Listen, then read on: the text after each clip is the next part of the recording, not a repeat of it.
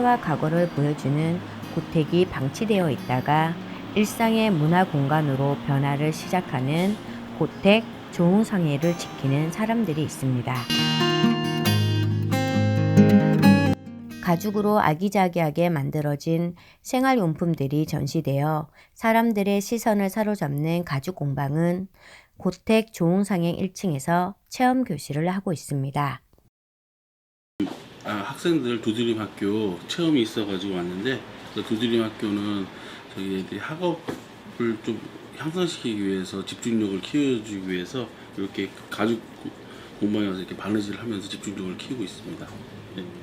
네, 향상은 되는데 이게 손가락이 좀 아픈 게 좀 흠인데 집중력은 향상은 되게 되더라고요. 하다 보면 또 적성을 찾는 애들이 있는 것 같기도 하고, 그러니까 학생들이 대체적으로 좋아하는 것 같긴 하더라고요. 그래서 지금 여권 만드는 건데, 이거 지금 다 펀치도 뚫고, 디자인만 저쪽 사장님이 해주시고 나머지는 제가 다 하고 있습니다. 그래서 이거가 자기 거밖에 없잖아요. 그러니까 하나밖에 없는 거라 소중할 것 같고 오래 갈 것 같아요. 저 같으면 이거는 아마 갑오로 넘기지 않을까 생각하는데. 높은 나무 천장 위에 전기가 흐르는 전기줄이 그대로 드러나 있는 고택 조흥상행 1층은 가죽 공방 작업장으로 사용하는 공간입니다. 하지만 1명, 2명 사람들이 공방으로 찾아온다고 합니다. 광고나 이런 것도 전혀 안 했어요. 근데 알고 그냥 멀리서 찾아오셔서 좋았어 하고 자기 블로그에 올리면서 그 블로그를 보고 또 다른 분들이 또 보고 찾아오시고 해서 이렇게 운영이 되는 경우가 많았고요. 저도 신기해요. 가죽 공방 옆 공간에는 요일마다 주인과 가게가 바뀌는 다 괜찮아 요일 가게가 있습니다.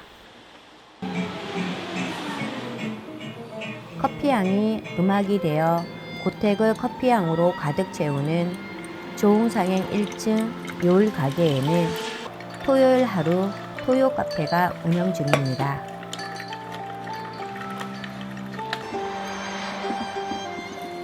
요일 가게는 물건을 보관하던 조흥상행 건물의 창고였으며 벽면의 시멘트를 벗겨내어 빨간색 벽돌이 그대로 드러나 보이는 공간입니다. 건축가이신 사장님은 요일 가게에서 토요일 하루 토요 카페의 바리스타로 수제 커피를 내려줍니다. 이 커피가 제일 연하니까요. 요거 한번 드셔보세요.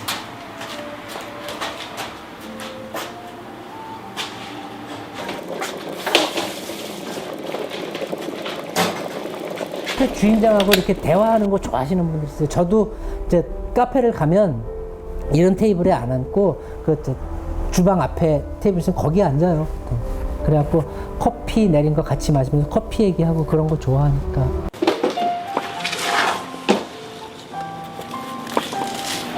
건축가로서 보는 조흥상행 느낌은 어떠할까요? 벽돌이 좀 파인 부분들이 있는데 그런 것들이 무슨 이렇게 수평으로 뭘 갖다 걸었던가 뭐 이런 수 있지 않을까. 그 벽돌 쌓은 것도 보면 굉장히 거칠어요. 그러게요. 여기가 이 벽돌이 너무 반듯하고 반질반질하고 탁 이런 벽돌이 쫙 쌓여 있으면 이 맛이 안 나죠.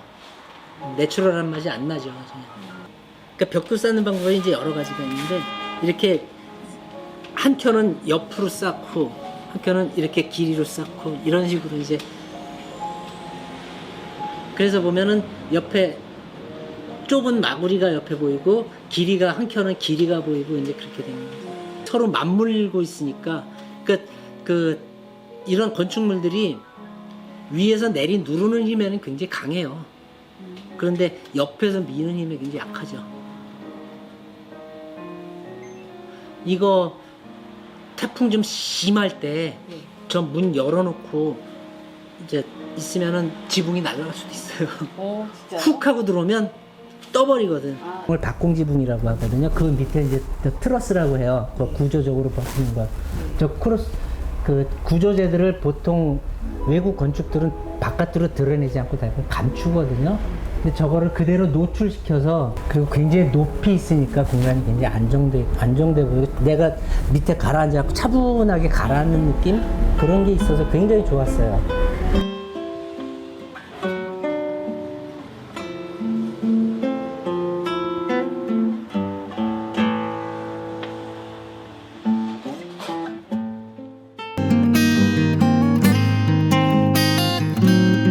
인천시 동구 일대는 인천 송년초등학교와 중앙시장 인근까지 바닷물이 들어와 배를 대는 다리가 있어 배다리라고 일컬었습니다.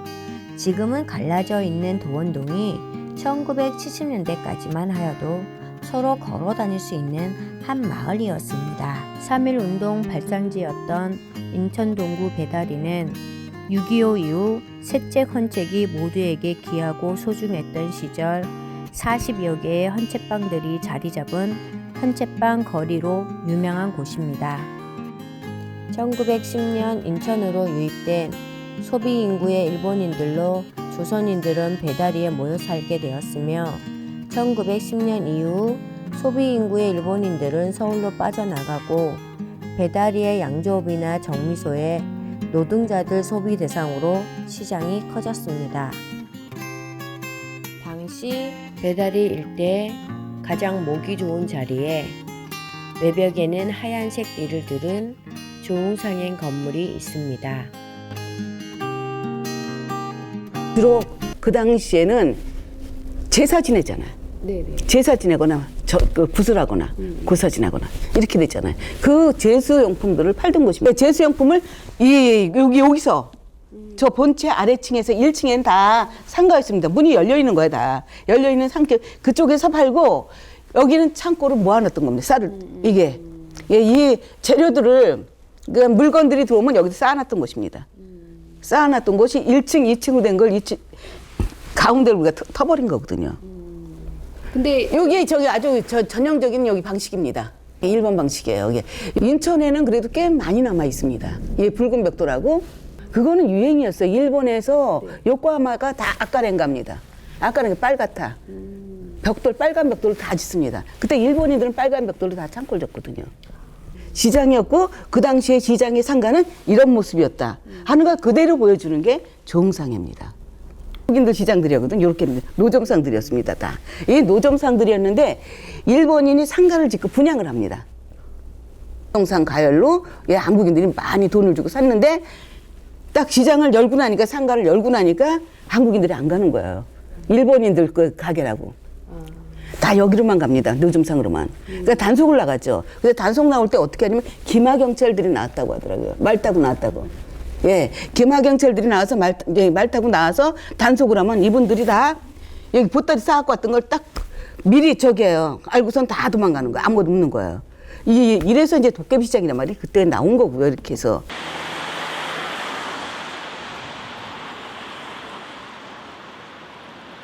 일상이 축제 배다리 마을로 가는 교실에서는 다양한 프로그램들이 진행되고 있습니다.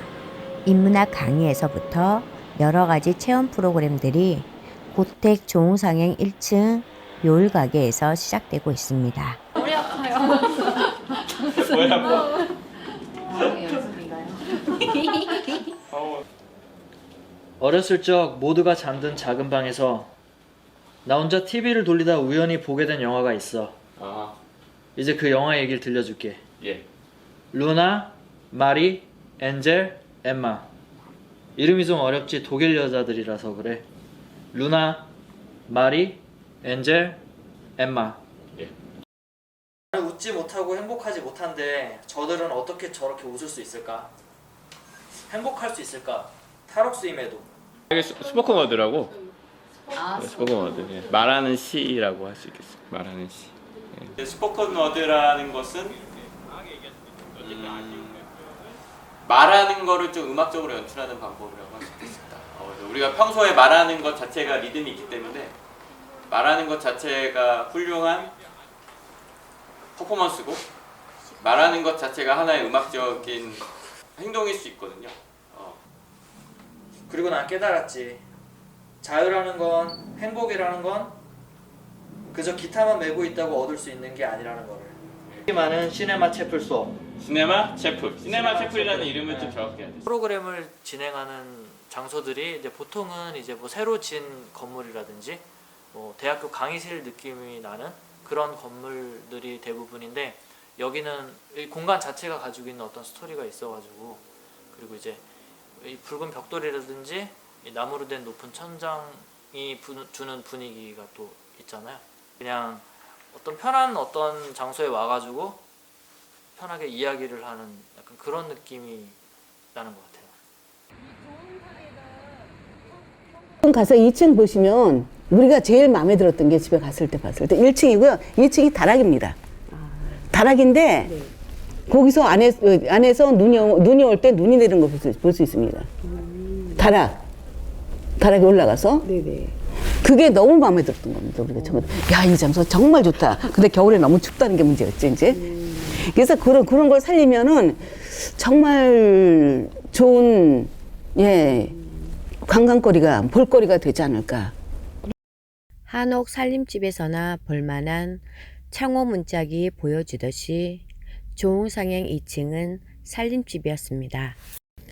밤새 불이 꺼지지 않을 정도로 새벽부터 장사 준비를 했던 조흥상행은 2층에는 직원들이 머무르는 공간이었고, 한옥으로 지어진 안채에는 고 조종태 씨가 머무르고 장사를 했던 공간입니다. 이 집에 우리가 저기 살림집 들어갔을 때 제일 많았던 게 뭐냐면 시루예요. 시루가 종류대로 많더라고요. 시루가 종류대로 많은데 이게 다 이제 그 용도에 맞춘 거거든요, 이게. 그래서 그 시루 전시회를 할까 생각했는데 그 막내 아들이 몽땅 가져가 버렸지 이제. 아, 그럼 지금 현재는 없네요. 시루가. 별로 안 남았어요. 시루가 엄청 많았거든요. 그 베네 저고리부터 시작해가지고 그 당시에 요런 일상용품이 다 있는 거예요. 그래서 야, 이건 생활사 박물관으로 딱 좋다. 네. 그게 또 뭐가 나왔냐면 나오는 정미소 여기 컵이 나온 거예요. 이게 여기 그릇들이 이게 나오는 정미소가 정미소들이 인천에 정미소들이 많았다. 이건 다 알아요. 거기서 나온 유물들이 없는 거야. 그 중에 하나가 나온 거야. 거기서 유물이. 그 양조장이 양조장이 많아요. 근데 양조장에서 썼던 술잔이나 술병이나 이런 건 별로 없어요. 술독도 나온 거야, 여기서 이게. 요런 것들이 나와서, 지금 뭐, 달동네 박물관이 이렇지만 달동네 박물관 같은 거는 그 당시에 달동네를 보여주는 거잖아. 근데 여기는 그 당시에 부자의 모습을 보여주는 거잖아. 그 생활사 박물관이라도 요거하고 달동네 박물관은 서로가 다르기 때문에 요 비교하면서 볼 수 있다는 거죠. 아, 친일하고 잘 살았던 사람은 이렇게 살았구나. 못했던 조선의 민초들은 이 민초들은 이렇게 살았구나. 이게 비교가 되는 거예요. 여긴 딱 좋다고 생각합니다. 이게.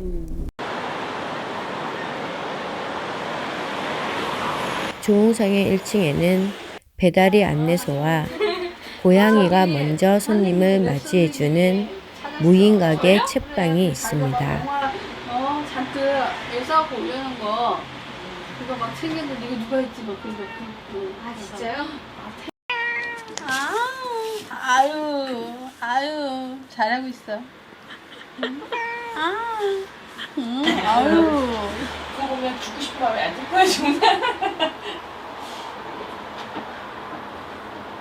누구지 아까 빈쌤이? 저는 사실 이렇게 따뜻한 공간, 휴식의 공간이라는 느낌도 나지만 사실은 고양이가 있는 공간이라는 게 저한테 가장 큰 메리트인 것 같고요. 반다리가 또 개냥이라서 반다리 보러 자주 여기 오는 것 같아요.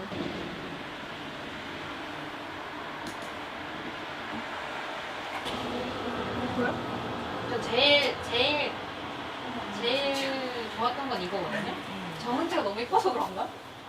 뭐 일찍 퇴근을 하면 여기 들러서 좀 쉬어가는 곳으로 그러니까 좀 자주 오는 것 같아요. 그래서 오면 또 이 책방 주인이 골라놓은 책들이 어떤 게 있을까 이런 것도 보고 뭐 제 혼자 와서 또 여기가 무인 가게로 하다 보니까 뭐 하고 이제 커피도 한잔 마시고 가고 그런 쉼터면서 또 저한테 어떤 책이라는 거를 통해서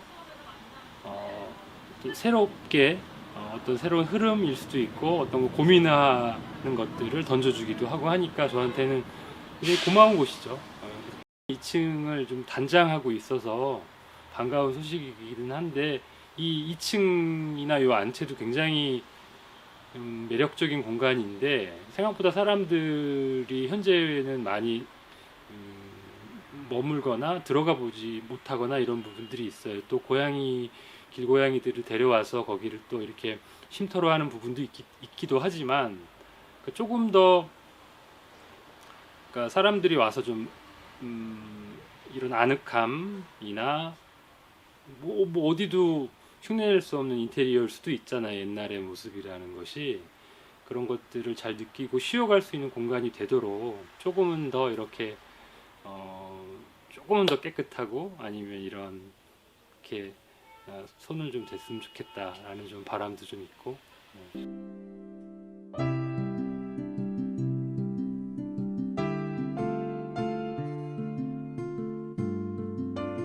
옛날 건물 같은 거 막 그냥 헐어가지고 하는 것보다는 사람이 계속 이 공간에 올 수 있는 뭔가만 있으면 좋다 생각해요.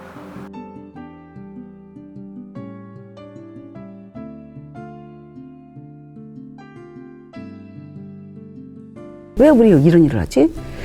그랬을 때 한 게 뭐냐면 고향들을 다 잊어버린 거야. 집이 다 개발되는 바람에 고향들을 다 잊어버렸어. 그러면 내가 갖고 싶은 고향, 내가 원하는 고향을 우리가 만들어보자. 우리가 같이. 그리고 사람들이 고향을 찾는다는 거는 옛날의 그 정서를 찾아가는 거기 때문에 그래서 이 건물 같은 경우에도 한 옛날에 봤던 거가 있어야지 또 정겹고 하는 거죠.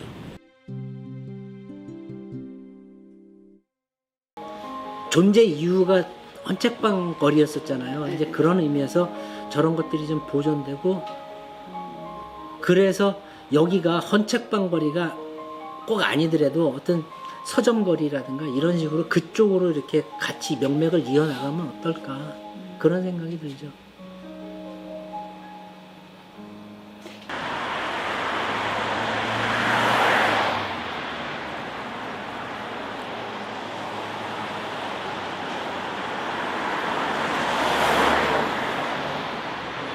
추억을 하는 거죠. 추억이죠. 그러니까 이 기존에 살던 분들이 너무 이게 건물들 같은 게 그냥 획일적으로 만드는 것인 것보다 이런 분위기 있는 데가 있어야지. 솔직히 얘기해서 개발하는 거는 저는 좀 반대를 합니다. 그럼 만약에 반대로 네. 선생님께서 여기가 만약에 네. 건물주다. 네. 그러면 개발하죠. 그런 개발할 그냥 세입자는 많이 안 올렸으면 좋겠다라는 생각이 들고요. 집주인은 많이 올리려고 하겠죠. 근데 저는 기본적으로 조흥상의 사람들이 모두 의기소침해진 이유는 집주인의 전화 한 통이었습니다. 우리가 진짜 꿈도 많지. 청산이나 꿈도 많은데 이게 개인 저기가 남의 집이기 때문에 소유주가 다르기 때문에 우리가 마음대로 할 수 없는 거예요. 이 공간에 대해서 좀 더 지원을 받고 싶어도 이게 안 되는 거지. 지난 주말에 주인이한테 전화가 왔어. 기분이 너무 안 좋아갖고 이제 항상 재기획하면 그렇게 올라가면 이제 감당이 계속 안 되니까 언제까지 이렇게 계속 세를 부담하면서 할 수 있을까 이런 것들. 이거 아깝고 내가 이만큼 해왔는데 이것도 누가 더 그만큼 뭐 해낼 수 있을까? 나의 농경만큼 할 수 있을까? 뭐 이렇게 생각을 했는데 그러면 이제 저도 힘들어지고 공간이 짐이 되고 이렇게 되는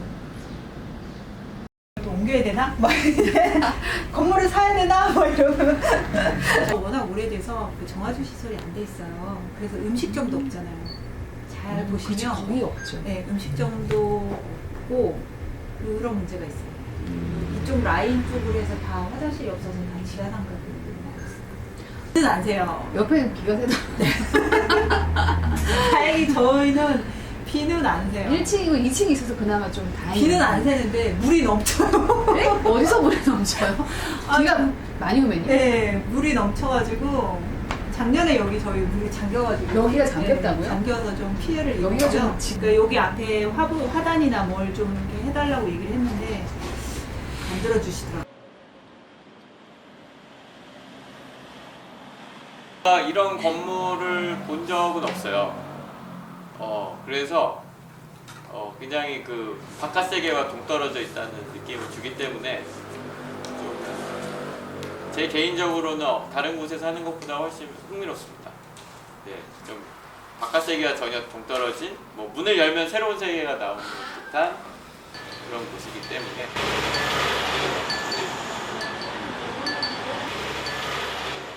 처음 만나는 사람이 있으면은 서로가 어색한 게 당연한 거잖아요.